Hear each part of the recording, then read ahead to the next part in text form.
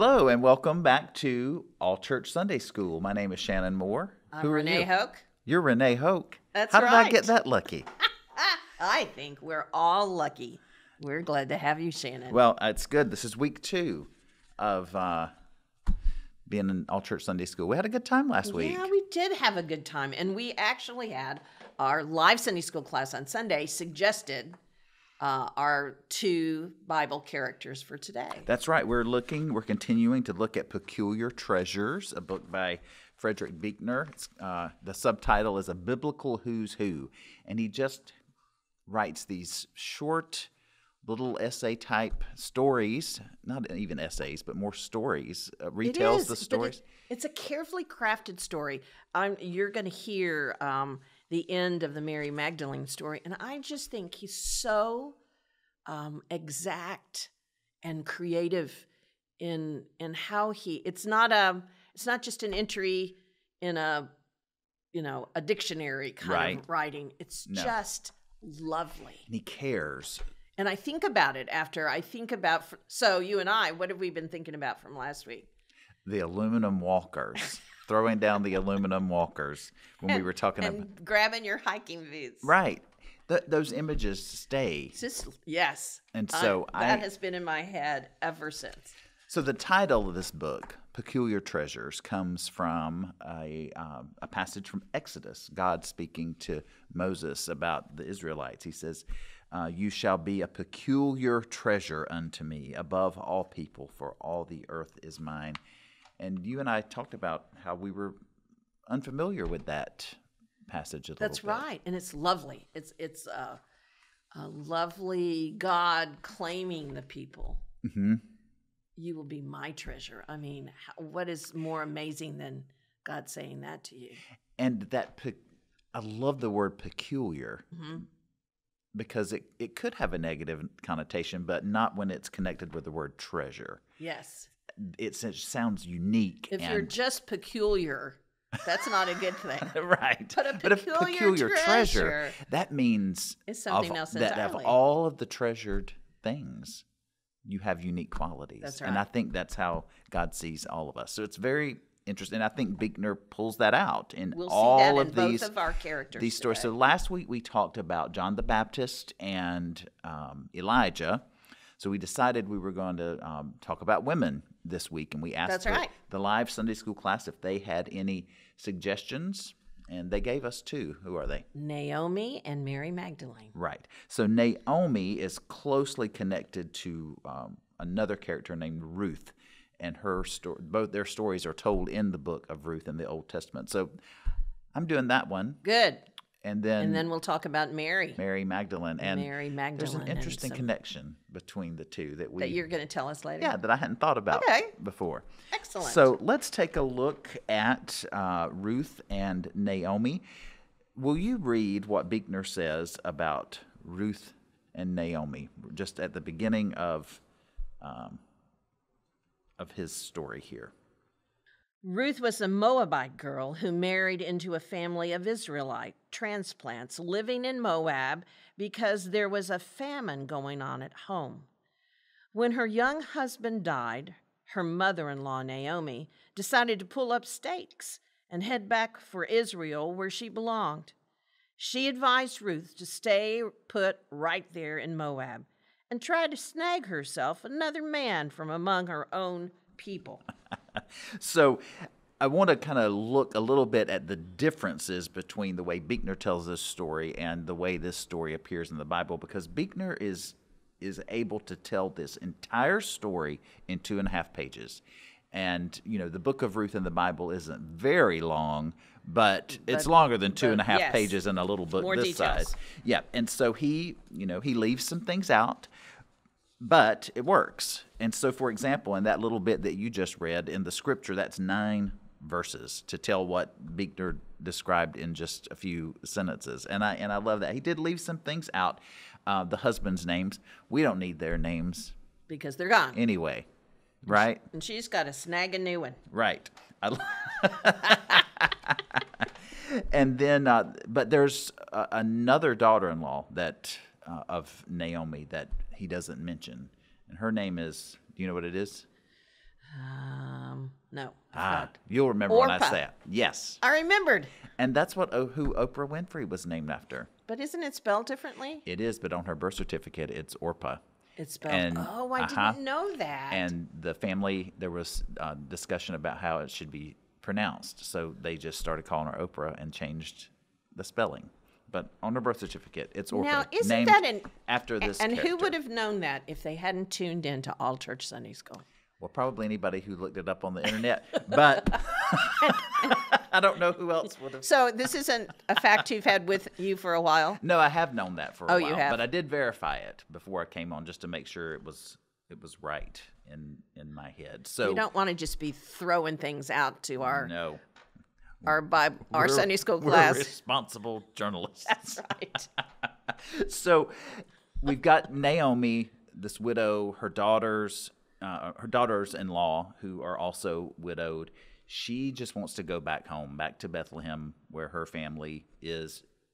There's no need for her to stay here. And imagine how vulnerable she is in a distant place. Right. With no sons to protect her, no husband to protect her. And in that time, you needed women sort of depended on men. That's right. So it was a practical decision, I think. Right. I need to go back where I'm with my people. And she didn't really, I get the feeling that she didn't really want them to go with her. I mean, I don't think it was. Well, she's so distraught in the way that the scripture tells it. I mean, she's just, all is lost. It's not a hopeful speech that she makes to her daughters-in-law, do you think? No, she's like, just I have nothing deeply left. grieving. This is your opportunity to start Yes. over. Almost like Ruth's life is over, but it shouldn't be maybe encouraging them to start the next chapter for them. But she's done and she's going home. Right. So I think sometimes we read this story with her sort of being. I don't know. I mean, I think she is distraught, but I think there's a feeling that she's being very kind to them or self-sacrificing. But as I've read it, she just didn't want a road trip with the two of them. I think she wanted to start over. I think she wanted this chapter of her life to be done and to go back home. As long as she's with her widowed daughters-in-law, she's reminded of the loss. Constant reminder. And I think she just wanted a fresh start. So we can see here, I've got down how Buechner described Naomi as a strong-willed old party. That's an interesting word, old party. Old party. And then he says that she said to them, if by some gynecological fluke I could marry and have another son, by the time he was old enough to marry, you'd be old too. This is just practical. Right. So there's a picture that Orlu Lager, our artist, our art finder, found for us, and it's a very traditional picture by George Daw, and you can see Naomi with both of these daughters-in-law. It's this one. I think it was on the page before. You I'll can find it. see her, very English. Yes. Sort of like from a Jane Austen novel. Yes. Done in 1804. English, very contemporary for that time. But you can see, even in that picture, there's anguish, and as there so often is in goodbyes, and one of them is clinging to her, and one of them is turning the other way. So in the Bible story, 3 times Naomi tells the daughters to turn back or go back, and they wept aloud. And then Orpah kissed her mother-in-law and said goodbye. You can tell she's resigned herself to go on her own. Yep. The way her body is moved aside. She's turning back. So will you read what Ruth said to Naomi? Where you go, I go. Where you live, I live. And if your God is Yahweh, then my God is Yahweh too. Famous words. Used in weddings. Right, which is kind of weird. It is kind of weird when we know the origin. But beautiful words. Very devoted. You ever played that at a wedding? Or sung it at a wedding? No. I don't know. I don't think I know the. Whither thou goest, I will go. You don't know that song? I don't think I know that tune. Oh. Do you want to sing it to I us now? don't. Come on, Shannon. But I bet a lot of our the folks who are attending All Church Sunday School know that song. Maybe they even had it at their wedding. It was very popular at a time. Popular. Yep. All right. So then Buechner continues on with his story of Ruth and Naomi. Will you read how he describes when they arrive back in Bethlehem? Ruth had a spring in her step and a fascinating Moabite accent. And it wasn't long before she caught the eye of a prosperous farmer named Boaz. He was a little long in the tooth, but he still knew a pretty girl when he saw one, and before long he took her under his wing. He helped her in the fields. He had her over for a meal, and when she asked him one day in her disarming Moabite way why he was being so nice to her, he said he'd heard how good she'd been to Naomi, who happened to be his distant cousin. And as far as he was concerned, she deserved nothing but the best. What do you think about that? Well, I think it's good luck for Ruth, right? Yeah. Are you suspicious of it? It's kind of like a soap opera. Well, and you know. And that I know that you're a fan. That's right in my wheelhouse. I love. Especially which one? Oh, Young and the Restless. Young and the Restless. For This sure. could be a scene from The Young and the Restless. It could be, and many of my soaps Old are and the Restless are more. Yeah, these days because of Boaz. yeah, and the actual show, but that's another podcast, or another show. So Naomi is watching all of this, and she is no fool, as Buechner says, and so she really wants to help Ruth get some security for herself in the future. And so she tells Ruth all the right ways to reel him in, is how Buechner describes it. So she gives her instructions. You know, he's working on they're harvesting, and he's sleeping in the threshing room floor. And so she says after he's had his supper and a nightcap and goes to bed, then she tells Ruth to go to the barn where he is. And I'm embarrassed to talk about some of what I learned as I was reading in the commentary. Is this the first time you've heard that? I knew about it. No, but it's the first time I think I read the commentary about it. Like, I know about the euphemism. She tells him to uncover. She tells Ruth to uncover Boaz's feet, and I know that feet is often a euphemism in the Old Testament. For a more personal part of the body. Yes. Can we say it that way? Sure. So anyway, I would like to fast forward through this part. We may have to change the rating for this We particular might. My face got a little red episode. when I read it, but as I was, looking at other places, there are a lot of people who do not like that interpretation. Oh, yeah. That it's not right. Oh, Yeah. okay. That there was nothing untoward about what may or may not have happened on the threshing room floor. But at any rate, Buechner says it worked like a charm. We're going to move on to the next part. Just read it. Read what happens in the book of Ruth. And so tell us what happens next. Ruth followed her mother-in-law's advice to the letter, and it worked like a charm.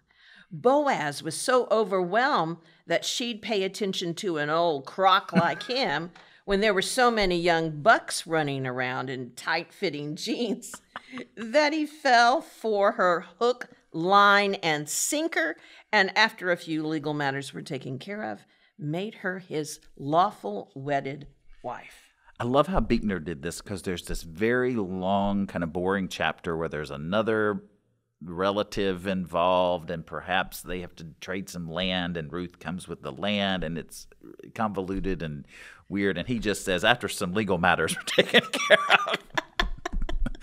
Because it's not. Yeah. And think about how often in Scripture, especially a more narrative passage, the writer of that particular passage gets really caught up, maybe for historical reasons, in recording exactly what the problems were and that they were, and it just messes up the story. Right. Because it's skip those 5 verses and go on because you want to know what happens. Yeah. You want to know about that. So thank you, Fredrick Buechner, Thank you for very much. taking out all of the extra details we don't need. And so then we find out that, at the tail end of the story, that Ruth and Boaz are together, that they have a son named Obed, that Naomi lives with them and cares for this child. And Obed gave birth later in his life to a man named Jesse, and then Jesse gave birth to King David.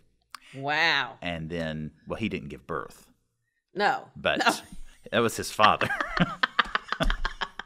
And but then, that puts them into the genealogy of Jesus. Exactly. Yeah. So that really makes them who's who. Does. For sure. So I wanted to share another interesting picture that Orlu found for us by a Chinese artist named He Gi. It's oil and canvas, and it's a really interesting interpretation of Naomi and Ruth. You have to kind of look hard to see, I think, that this is two people embracing. So I think it's 3 people.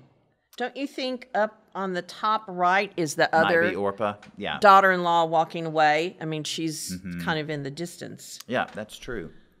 What do you I like see this? one hand. What's the basket got in it over there to the right?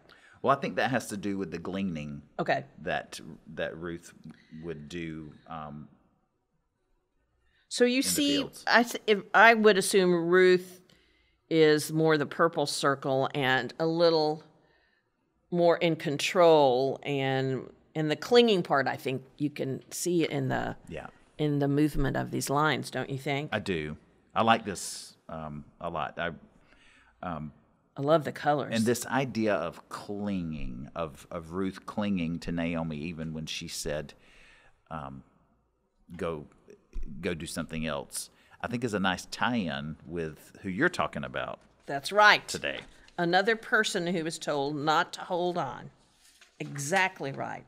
So I wanted to show you some art also, thank you, Orlu, about Mary Magdalene at the tomb, which is the piece of Mary's story that Buechner really focuses on the most and zeroes in on that story in the Gospel of John when Mary is at the tomb and has a conversation with someone she thinks is the gardener, and it turns out to be Jesus. So here is something from the Royal Collection in London, and Rembrandt, very famous painting, 1638. But look at Jesus. He's got an Easter hat on. I sort of zoomed in a little closer, Right. so that everybody could see. Now you can see the There's angel. a feather in it. He just looks. What? I don't know about this. Why? Well, maybe it's very Or much it what also- Buechner is doing with his stories, that Rembrandt was bringing the story more into his own time. His own time. Or it could be almost like if it was black, it could be a pirate hat. Well, okay. All right. And so what do you think that Mary Magdalene looks kind of clearly startled? Mm-hmm. She's got her ointment there. She had hoped to anoint the body, which isn't there. Mm-hmm. She's surprised. I don't think at this point, do you think this is where Jesus says her name? Yes. And then she knows who he is? Yeah, because she looks up and She's and kind sees of not very attractive in this picture. I just am laughing at that reclining angel in the background. That angel is with the feet sticking out. Yeah. Just taking it easy. But And no. look, Jesus has a shovel. No wonder she thought he was a gardener. He has a shovel. What's he doing with his shovel?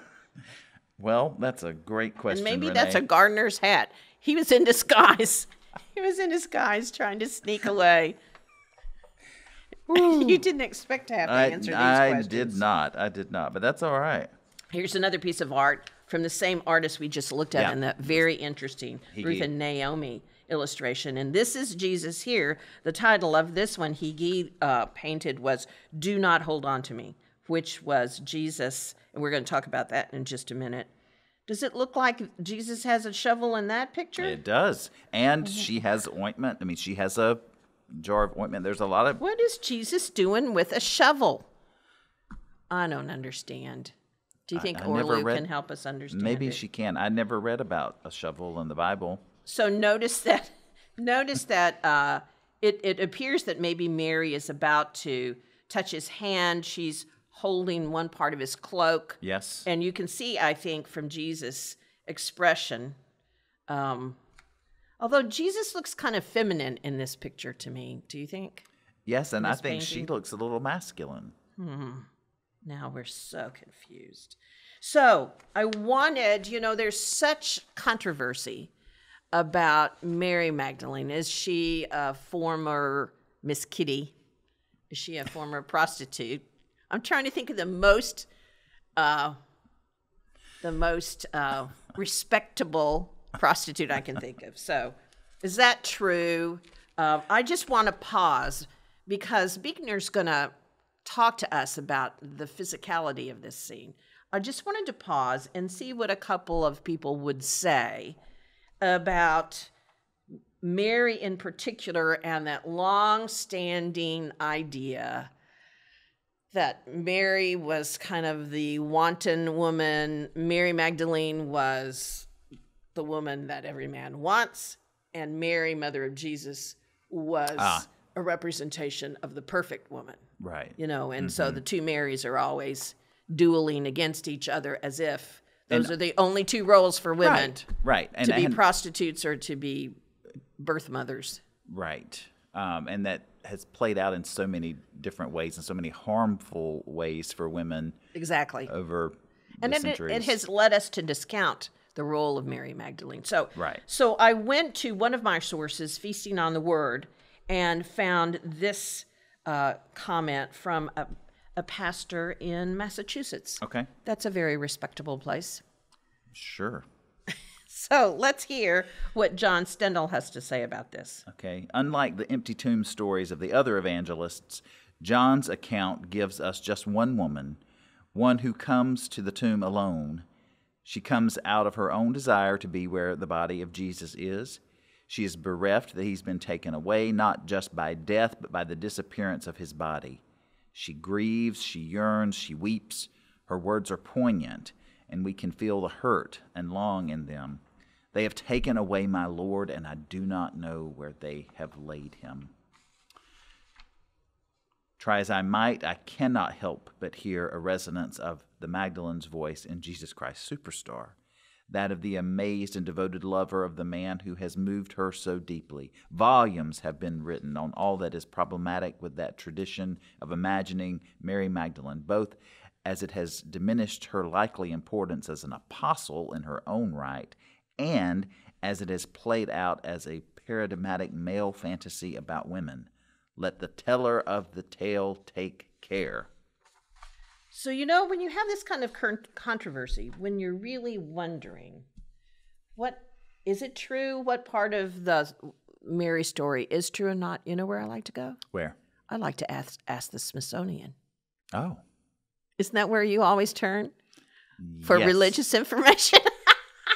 But as I was looking around the internet, I just like, first of all, look at this picture. That is a hussy-looking picture of Mary, right? And the name of this painting, this is a Baroque artist, de la Tour, 1640, and the name of this picture is Magdalene with the Smoking Flame. That's the same kind of bad rep that Mary Magdalene gets all the time. She looks like she's waiting for her next customer in this painting. Artists have contributed to this. Okay. But will you read what the Smithsonian has to say? Who was she? From the New Testament, one can conclude that Mary of Magdala, her hometown, a village on the shore of the Sea of Galilee, was a leading figure among those attracted to Jesus. When the men in that company abandoned him at the hour of mortal danger, Mary of Magdala was one of the women who stayed with him, even to the crucifixion. She was present at the tomb, the first person to whom Jesus appeared after his resurrection, and the first to preach the good news of that miracle. These are among the few specific assertions made about Mary Magdalene in the Gospel. From other texts of the early Christian era, it seems that her status as an apostle in the years after Jesus' death rivaled even that of Peter. The prominence derived from the intimacy of her relationship with Jesus, which according to some accounts had a physical aspect that included kissing. Beginning with the threads of these few statements in the earliest Christian records, dating to the 1st through 3rd centuries, an elaborate tapestry was woven, leading to a portrait of St. Mary Magdalene in which the most consequential note, that she was a repentant prostitute, is almost certainly untrue. On that false note hangs the dual use to which her legend has been put ever since, discrediting sexuality in general and disempowering women in particular. Isn't that interesting? It is. And I did it with the Ruth story. How?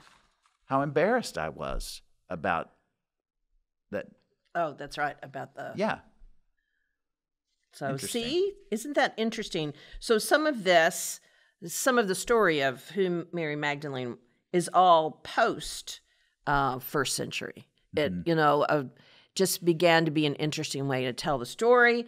Maybe there was some jealousy because of her role as an apostle. Right. And so criticizing her in some way began to be a practice. And that's the way men have treated women. I mean, that's the way to hurt a woman, is to accuse her of sexual indiscretion. So I could not get to Buechner without having a shout out for who Mary really was, how important she was to the movement, and that we pretty much know she wasn't a former prostitute. Right. That she was a leader. All right. Take that, artists. Take that. Now, so you do notice, even in this next picture from Antwerp, 1601, you notice the strength of Jesus, I think, in these paintings of Jesus encountering Mary, his strength, and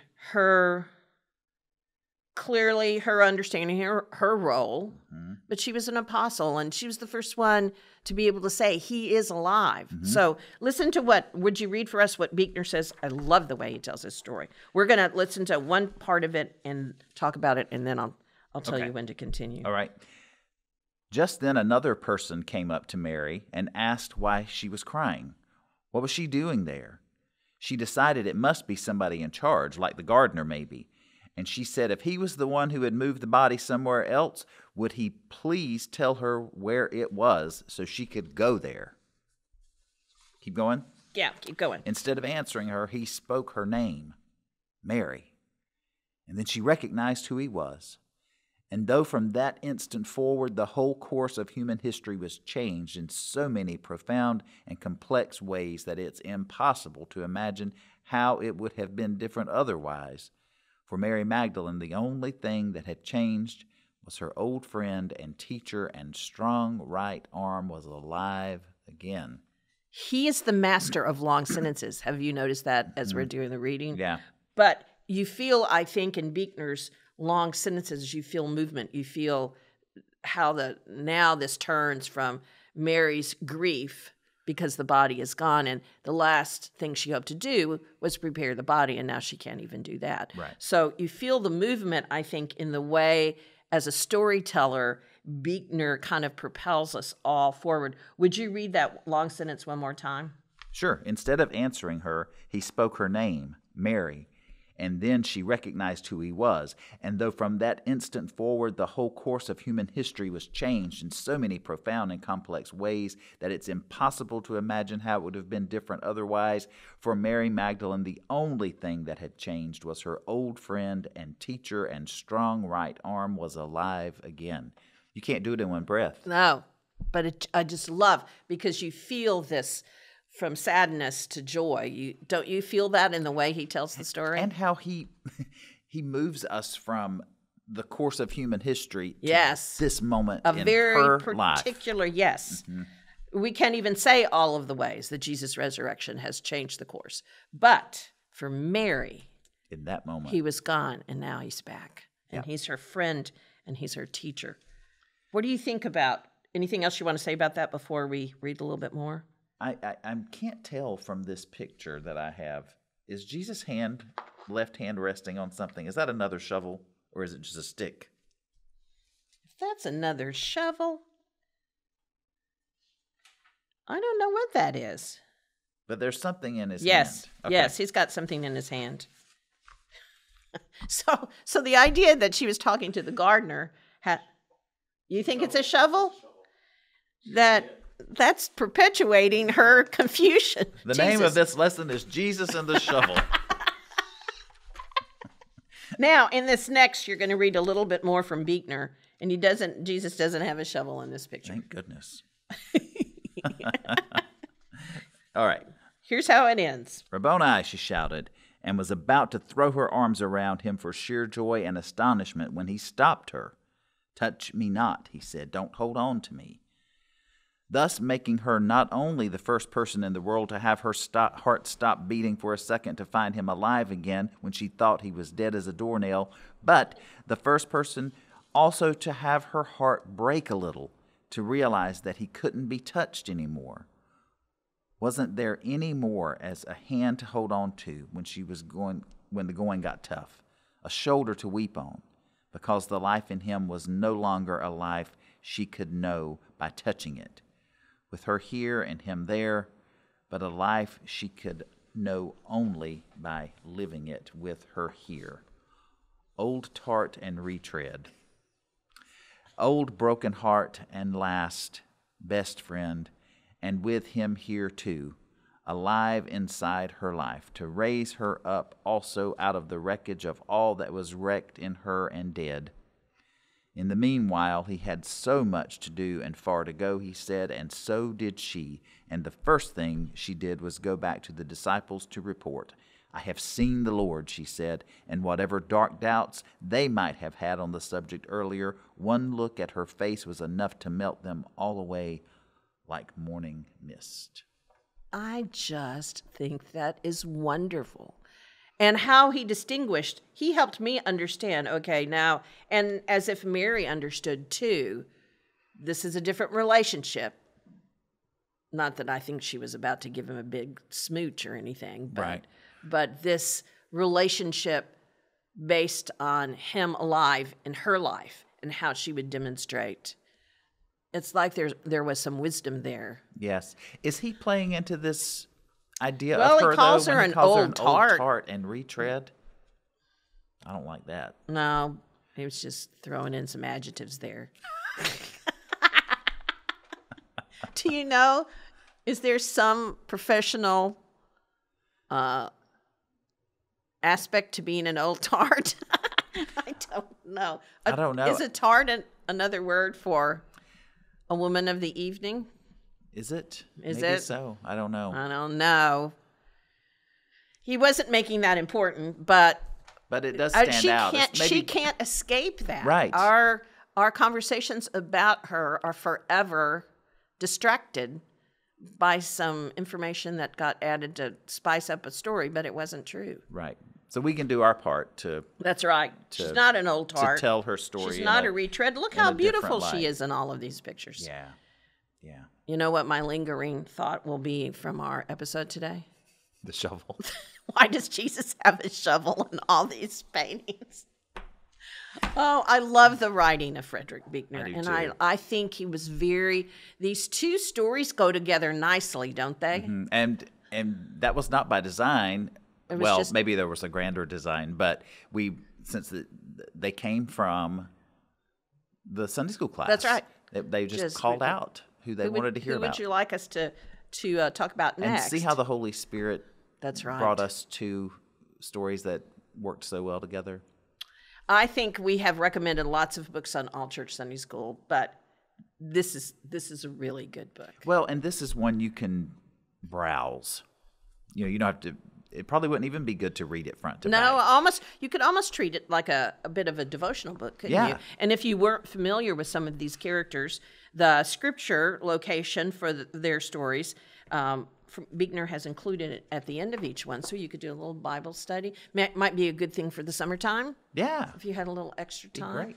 Even Jesus, his entry on Jesus is about 3 pages. Not the Nobody same does kind of succinct. heavy duty. Nobody does succinct like Fredrick Buechner. That's right. So And long sentences.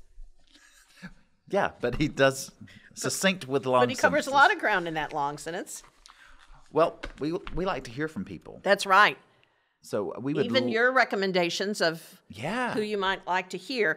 Fredrick Buechner hasn't covered everyone, but he's covered 125 people in Scripture, so he's probably got most of the That's a heavy lot of the hitters. heavy hitters and some unexpected obscure folks. So I haven't received any mail yet.